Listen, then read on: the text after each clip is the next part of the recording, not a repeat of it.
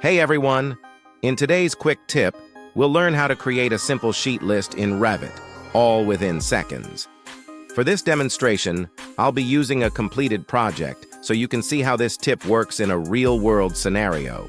If you'd like to follow along or explore the Revit models and families used in my tutorials, be sure to check the description below for download links. Let's jump in. Head over to the View tab and click the Schedules drop-down menu. Select Sheet List. In the Sheet List Properties window, we only need two things: sheet number and sheet name. Click the Add button under Fields twice and choose those options.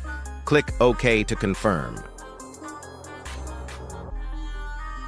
As per the sheets you've created in this project, you can see the sheet list.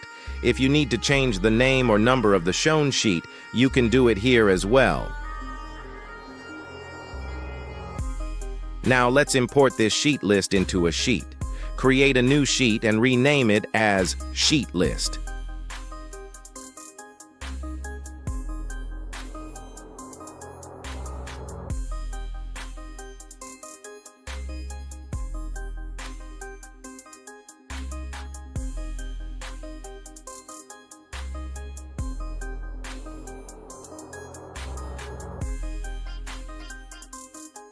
Now, drag and drop the sheet list from the Schedules and Quantities section in the project browser.